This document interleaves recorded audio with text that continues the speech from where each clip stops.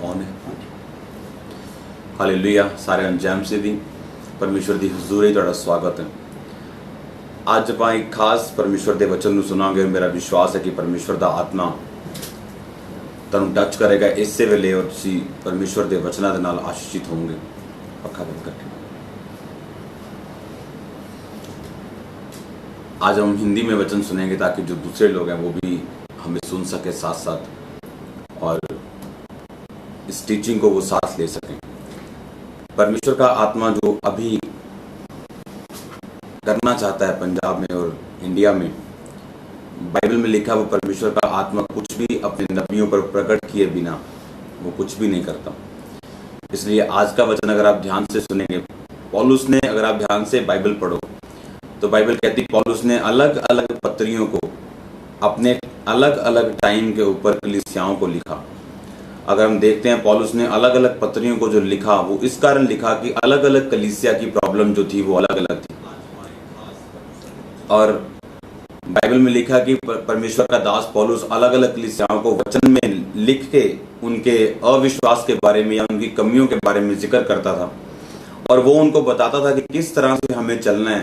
अगर आप ध्यान से पौलुस की पत्रियों को पढ़ो तो उसमें उसने करैक्टर का बहुत जिक्र किया, चरित्र का जिक्र किया कि अगर तुम परमेश्वर के सेवक बनना चाहते हो, अगर तुम बिशप यानी अध्यक्ष बनना चाहते हो, अगर तुम डीकन बनना चाहते हो, पास्टर बनना चाहते हो, तो तुम्हारी क्या क्या योग्यताएं होनी चाहिए। और बाइबल में लिखा है कि पौलुस ने बड़े विस्तार के साथ उन्हें बताया कि तुम्हारी योग्यताएं क्या होनी चाहिए।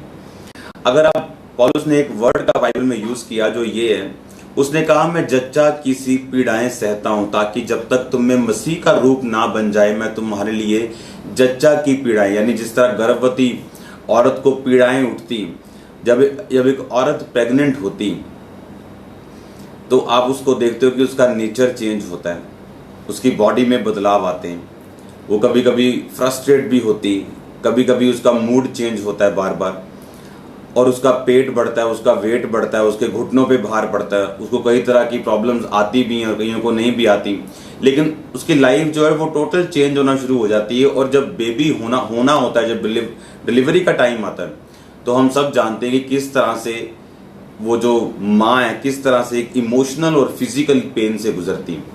आज का जो वचन है वो सेवक लोगों के लिए है कि उसी तरह से जब परमेश्वर हमारे द्वारा आत्मिक बच्चों को, आत्मिक बेटों और बेटियों को पैदा करता है, वो सेम दर्द जो है वो आपको और पास्टर्स लोगों को और हमको महसूस होती है। और पास्टर्स लोग जो हैं, आज का जो वचन का विषय ये है, सबसे पहले मैं आपको ये बात बताना चाहता हूं कि 20 जून आपने इसको नोट करना है।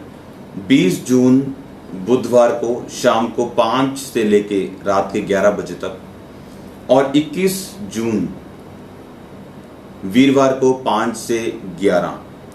इसमें क्या है, 20 जून को ऐसे बहुत सारे परमेश्वर के सेवक थे जो जिनकी कॉल्स आती हैं, जो चाहते हैं कि परमेश्वर की सेवकाई में आप इतना कैसे बढ़े।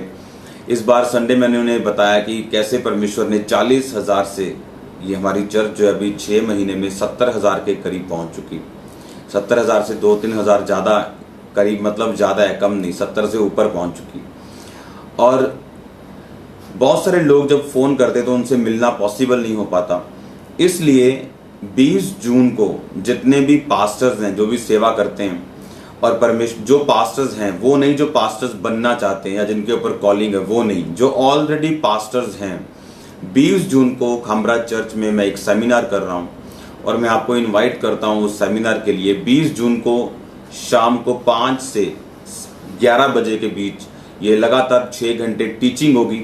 इस टीचिंग में आपको सिखाया जाएगा और बताया जाएगा किस तरह से हमने सेवकाई में बढ़ना है और क्या विशेषताएं और क्या योग्यताएं एक सेवक की होनी चाहिए अगर वो अपनी जिंदगी में रिजल्ट को देखना चाहता है। अगर वो, सुनो, अगर डॉक्टर अच्छा ना हो और दाई अच्छी ना हो, बच्चा तब भी पैदा हो जाता है, पर औरत के घायल होने के, मरने के, दुख होने के, उसको दुखी होने के चांस जो बढ़ते हैं।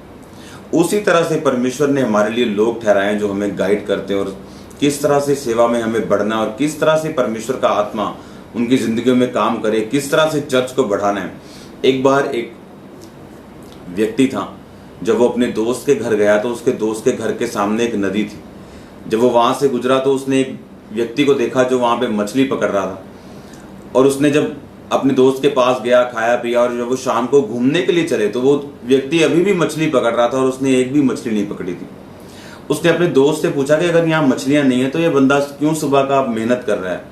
तो उसके दोस्त ने बोला कि इस बंदे को ये नहीं मालूम कि यहाँ की जो मछली है वो खास किस्म की मछली है, और ये सिर्फ मक्की का दाना चारे के रूप में पसंद करती है और कोई चारा इतना पसंद नहीं करती। और जैसे ही उसके दोस्त ने वो मछली पकड़ने वाला कांटा निकाला और उसमें मक्की को निकाल के उसने झील में डाला तो एक बड़ी मछली उसी टाइम फंसी और उसने बाहर निकाल ली।